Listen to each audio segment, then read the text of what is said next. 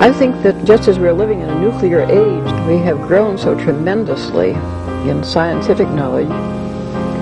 It doesn't seem too much to say that men can begin to awaken to the fact that they haven't grown enough spiritually and haven't recognized their spiritual capacities.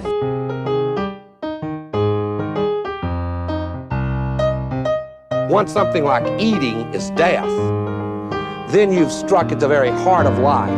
The enemy of the older radical theories may have been the ruling class, but today the stakes of whether we will reform ourselves into a new kind of human being, a new kind of society, whether we will find selves worth being, the stakes of it are simply life itself.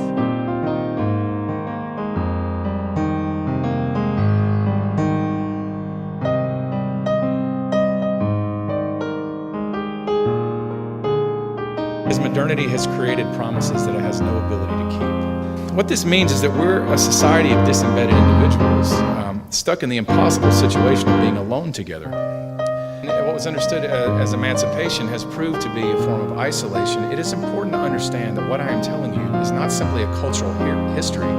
It's a description of the story that shapes every single person that you know. This is why there is a rise in mental illness. It's absolutely concurrent with the disembedding of the individual, because individuals can't constitute themselves by the very nature of the case. Subjectivity cannot sustain its own weight. We need others to tell us. But we've been given an ethical mandate by the Enlightenment that tells us that that's immoral, that nobody should constrain us. It might be good for people to kind of just remember where we have come, or if they haven't listened to all the episodes, kind of hear what our intention was over the course of this first season. I think I've already mentioned that we might not even be able to indicate season because I'm technologically incapable of dealing with designating a season, but I'm going to try. But, you know, we started off, actually, one of the biggest achievements of our first episode was that theme song that you put together, right? Like you and some friends. Which we're still using at the beginning of our podcast. And that quote from Dorothy Day that, you know, asked the question, well, she didn't understand like why it was so hard for people to grow spiritually and morally because we've grown so much technologically. Mm-hmm. Yeah. And I thought that was, I mean, that just really captures our problem, the big problem. Right? That we've grown so much technologically, but we don't know what to do with that. Or we're doing the wrong things with it. Right? Do you still feel good about the intro? Yeah, I like the music Soul made. And those three quotes, I mean, they summarize at least like what I'm fixated on, which is, you know, Dorothy Day saying, are we going to take personal and collective responsibility for the scientific researches and like the natural forces we've unleashed? Are we going to do that or are we not? And we're probably not. Mm-hmm. And then the Rick Roderick quote where he's like, but we've upended everything, and so now the question is, who are we going to become? You know, and he's a leftist, but I think it's a question everybody should be asking, because otherwise it's being made by default by powerful interests.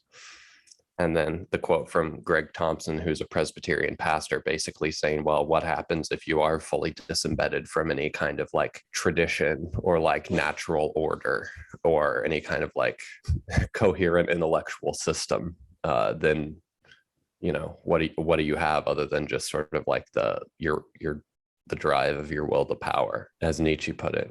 I think that's like a compelling collage. Me too. Yeah, kind of summarizes the state of things right now. So I am kind of happy to keep it. It actually is like drawn quite a bit of interest from people who ask questions about who these people are, who we have quoted in that intro. And I have left it mysterious up until now so that you can reveal the secrets to them. So you know, at least we've accomplished that in our first season now.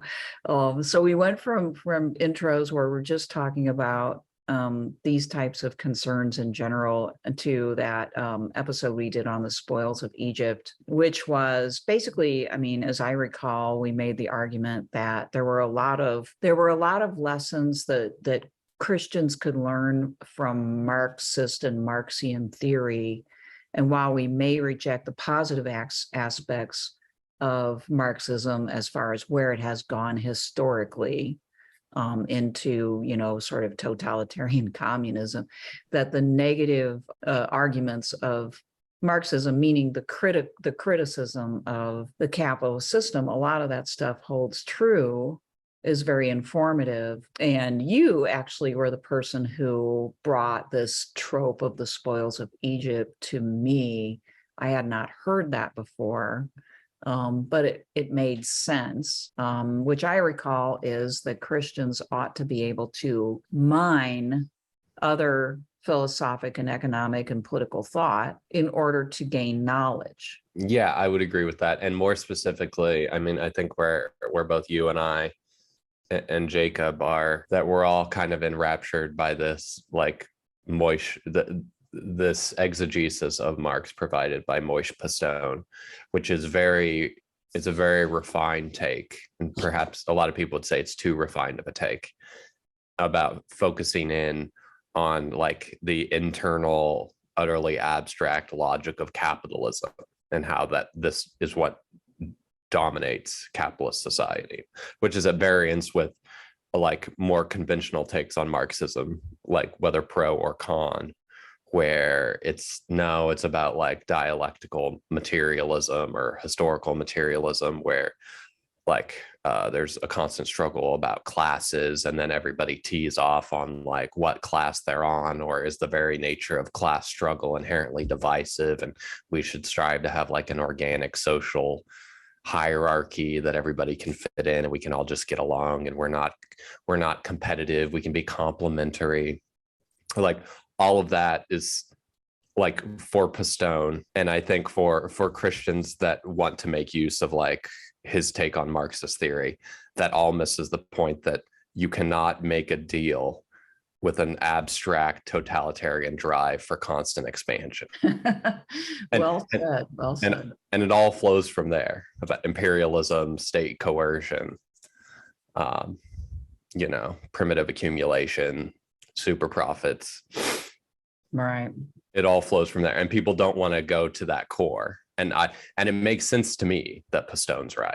In terms of like spoiling Egypt, it is a refined thing that you can synthesize with Christianity in a way that you can't nearly as much, like, well, we just need like a revolutionary party who's going to like violently take over. That's a lot harder pill to swallow. And to do it, you usually get like crude forms of liberation theology. Right, which share so much of the mistake of the of the historical Marxist movements, as well as capitalism. I mean, one of the things that I think we are trying to convey is that, historical communism and capitalism are both materialistic movements that share an awful lot of their goals and values in common. And neither one of them.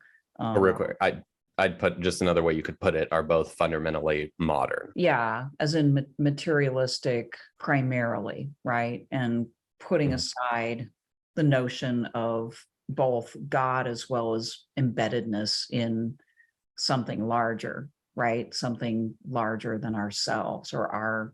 Right. But with the proviso that it's also creating its own self-referential order that makes claims on people. And in its own way claims to be natural and right and conducive for like human flourishing. And Pastone rejects the, sort of like this historical determinism, that so many people have learned of Marxism, this dialectical determinism, which he argues isn't even original Marx. But whether it is or not, I think it's good to reject, because basically when you argue that there's, some sort of deterministic historical motion ending in a particular place, you're directly competing with the Christian narrative. So it automatically, there's a clash and there's a problem there that you remove when you acknowledge that history is not determined. It's a matter of, or if it is determined, I mean, for Christians, it may be determined by God, but it's not determined by human or human technology. It's more compatible. But I think a lot of people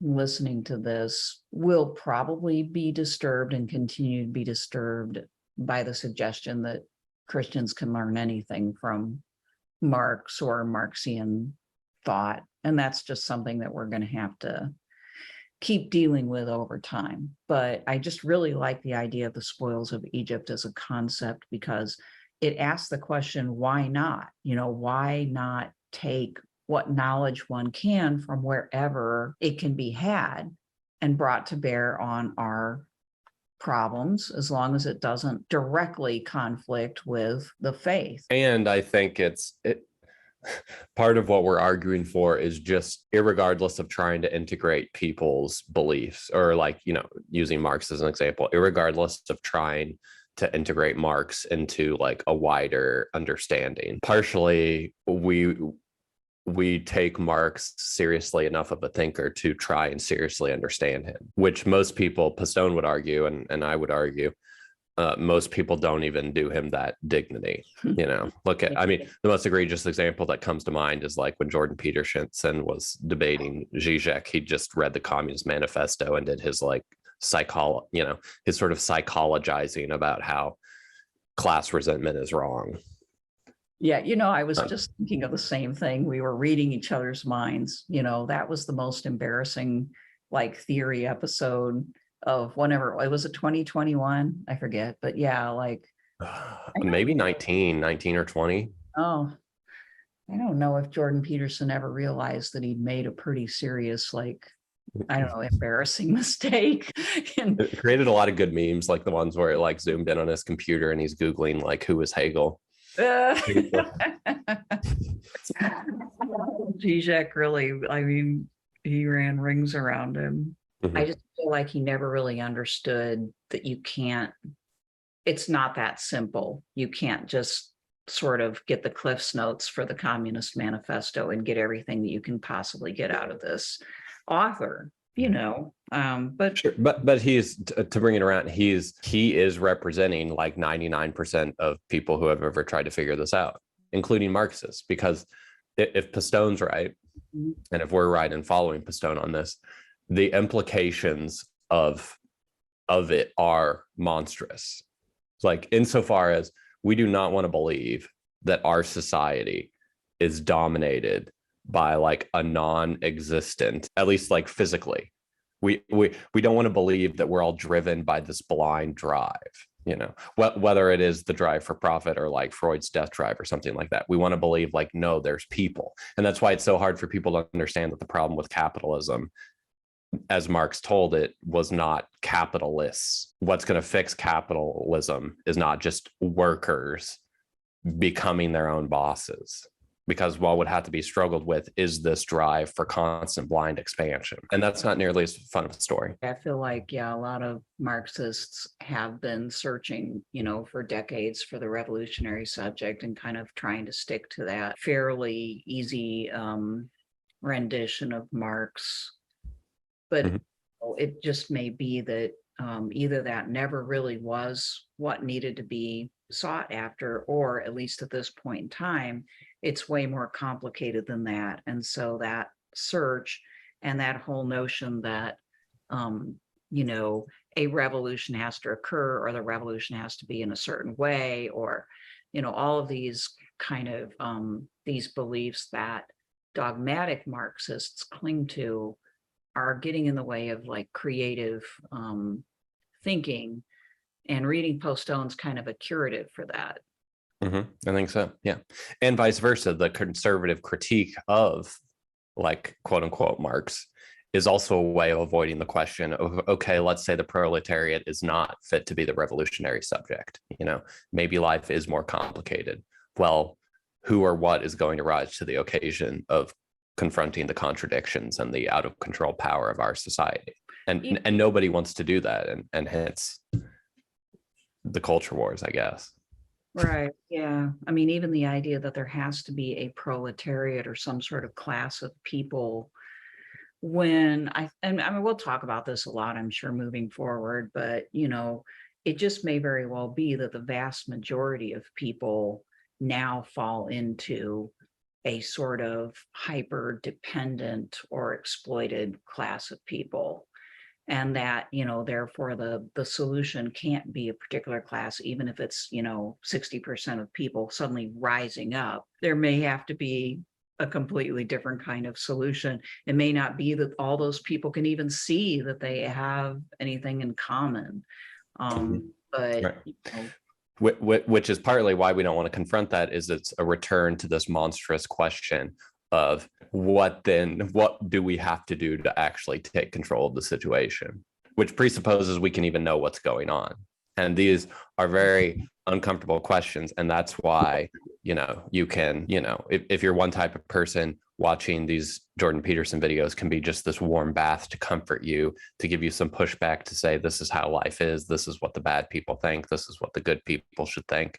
And it's all going to be okay. Yeah. Or, and there's plenty of equally stupid arguments from other positions. And kind of like building on what we've just talked about, we then in episode 3 talked about metabolic rift and abstract domination as two concepts that were important to draw from Marxist and Marxian thought.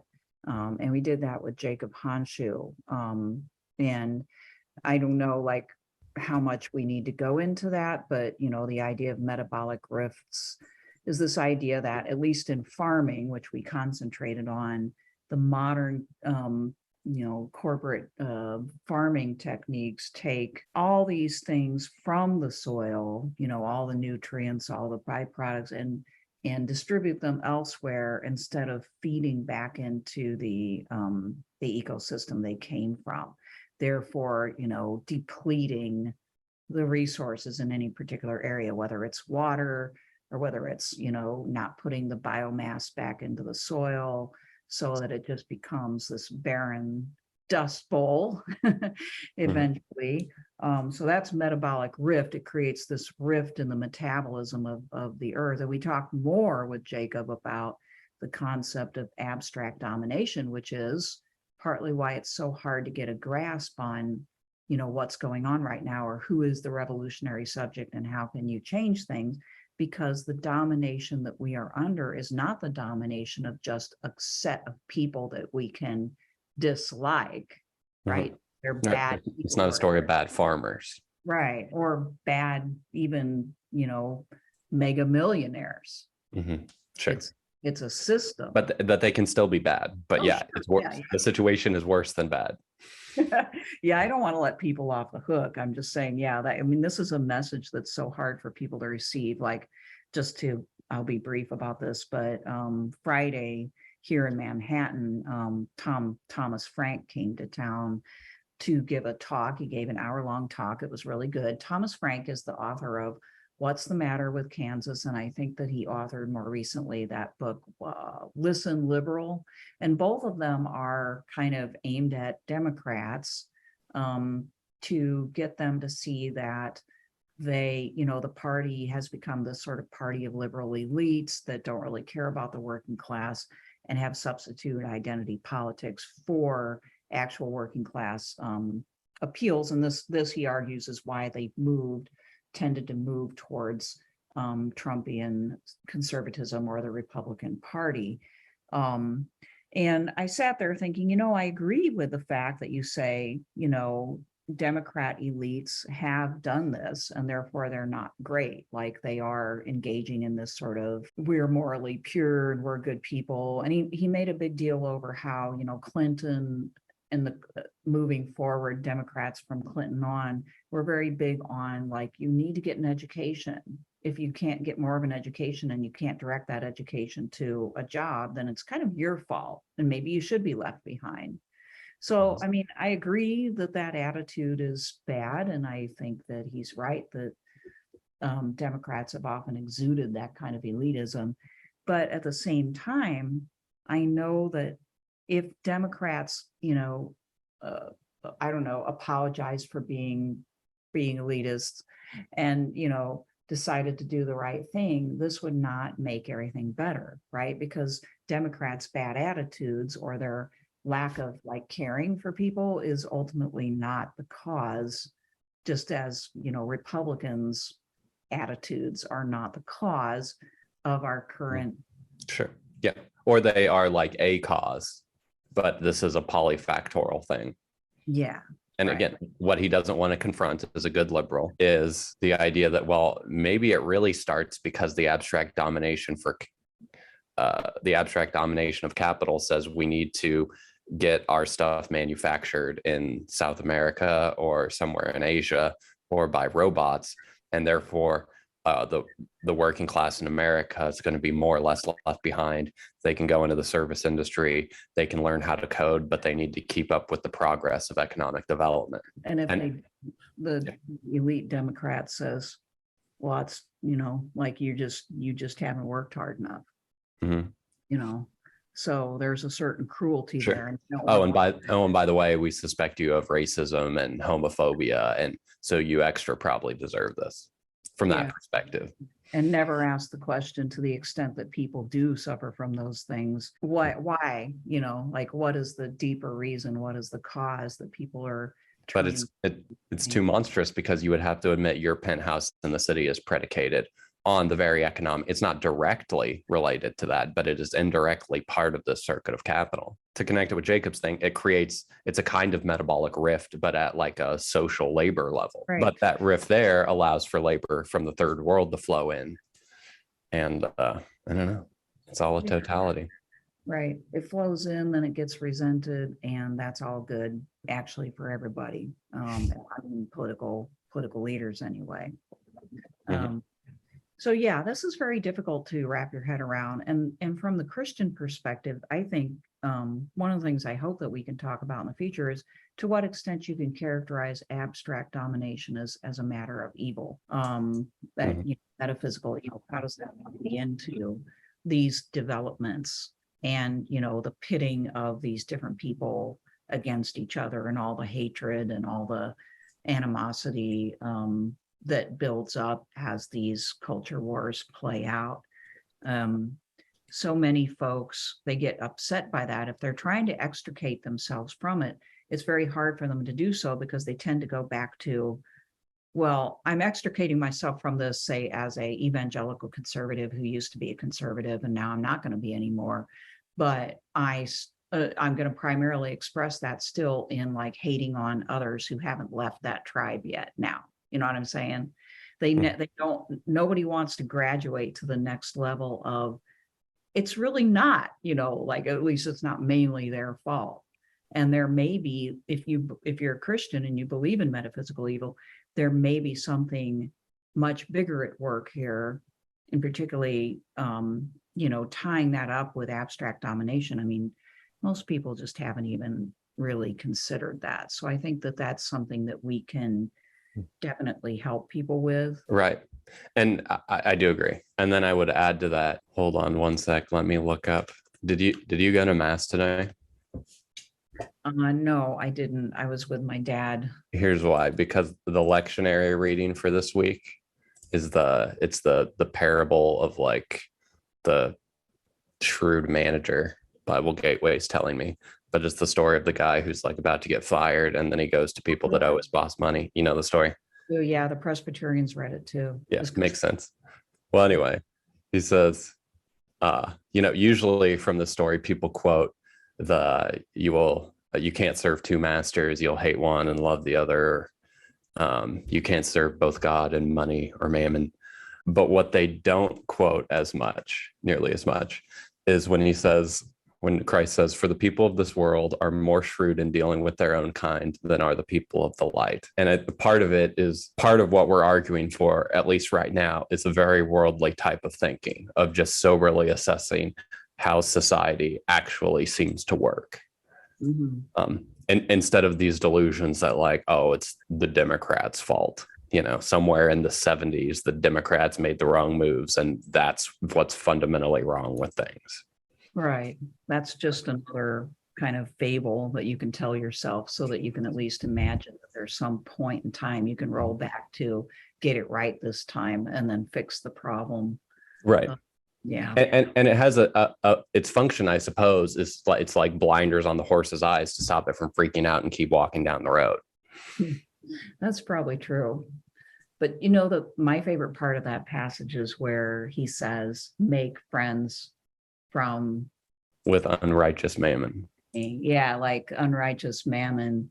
The wise person makes friends with it. And actually, my dad and I talked about this today. And I said, I think maybe because his Presbyterian pastor didn't pick up on this part, but, maybe we all benefit from unrighteous mammon, right? Like, so therefore the question is, what are you going to do with your resources?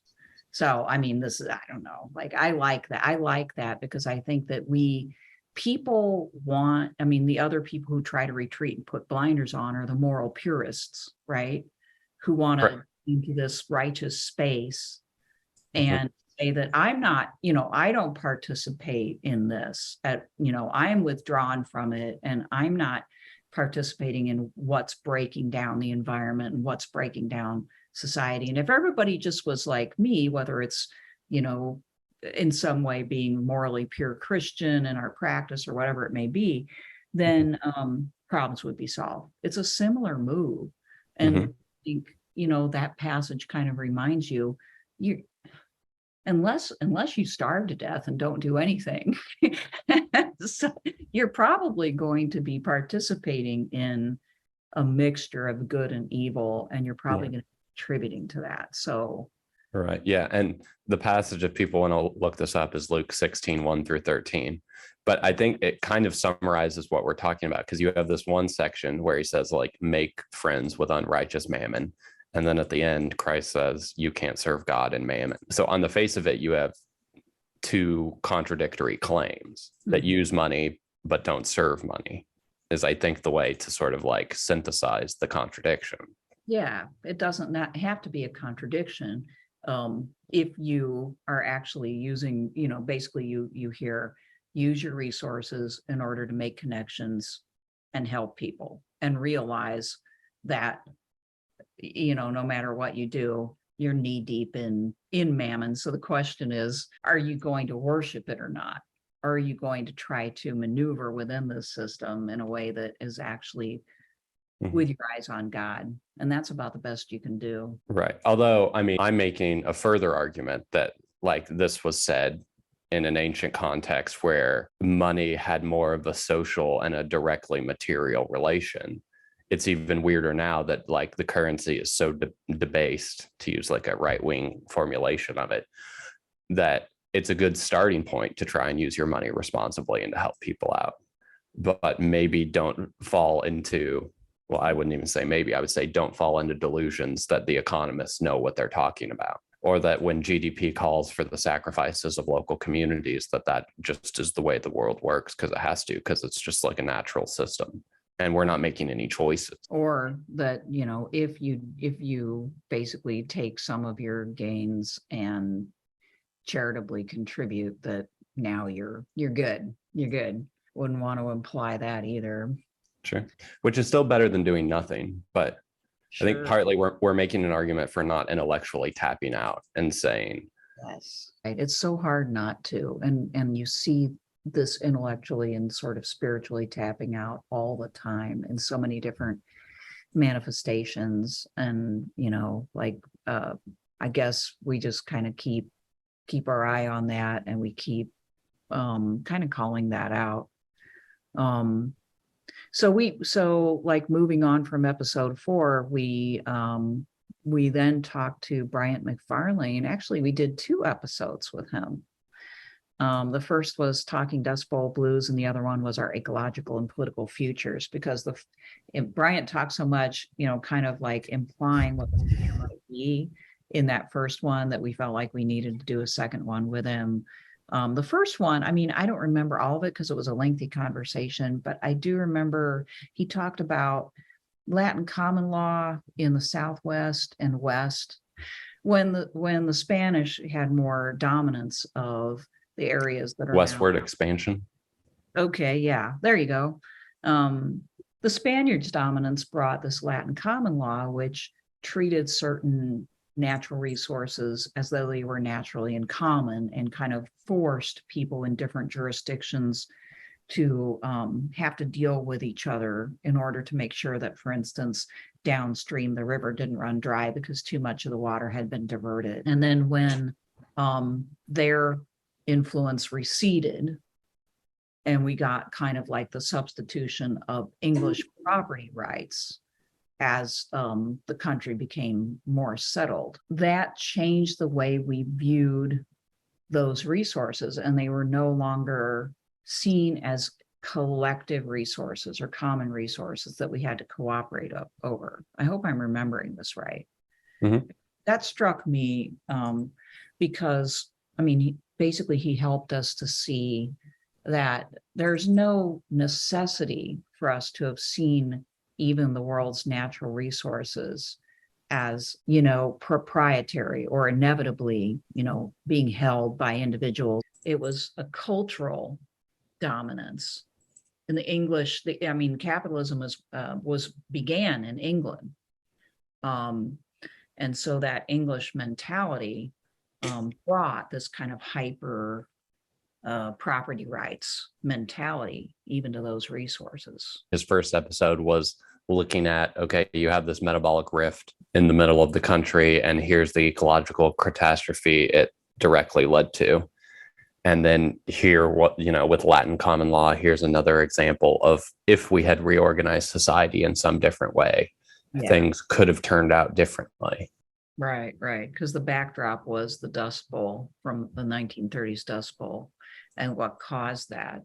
And so, the implication was if we had followed a different path with Latin common law or something like that, that we could have ended up in a very different place, because that was a man-made disaster. I mean, there were ecological causal factors as well, but it wouldn't have turned into this major disaster if it weren't for the fact that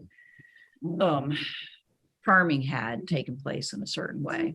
Right. And why was that? Because no one was really thinking about the ultimate health of the land at that point, and didn't really think about the ramifications for others of the abuse of that land. Mm-hmm. So, and in fact, those considerations when you're dominated by capital are functionally impossible, or the luxury the privilege can afford, but cannot be society-wide values. Right.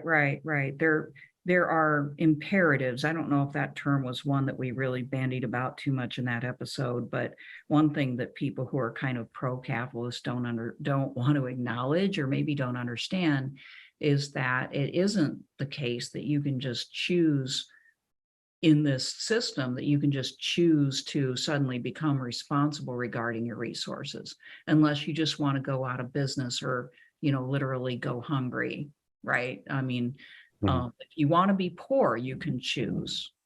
But if you actually want to feed your family and survive and retire without being poor, then you oftentimes don't have a choice once you're in that setting. Freedom, or put another way, freedom is like a social reality, not merely just an individual right or reality. Right. Yeah. And in capitalism, people can feel as though their choice is completely removed, and really it kind of is, right? So, right. Or you get the barest choice of freedom of movement, no assurance that this will, you're basically free to take risks. Right. And to have some movement from exploiter to exploiter. Right. Or the capitalist is really only free to exploit people. And it's all about the individual. You as an individual have this supposed freedom to maneuver, the freedom to choose to succeed or the freedom to choose to fail. And every choice that you make along the way is sort of technically a free choice. Yes, we make our individual choices, but we do so under a lot of constraints. And overall, the result is quite determined. But it goes on, Pistone likes to stay behind our backs. Right. It's not clearly visible. So much so that people will say, I made the choice to not, farmers back in the 40s and 50s who started to get pushed out because they couldn't get the bigger machinery, will say, because I've interviewed some of them, they'll say, well, I made the choice to get out at this point because it was like, get big or get out. And I made that choice, and they don't recognize that they basically got forced out. And why did they get forced out? Because the overall society, concentrated into the leadership, the political class, had decided that they didn't want to like protect that way of life. And they wanted to emphasize a different type of agriculture and national power priorities that go together, right? The US government wanted to gain more and more power in the world. And it started to really take off during World War II and afterwards. And right. And less people be wondering, but what does this have to do with the concentration of capital or the circuit of capital?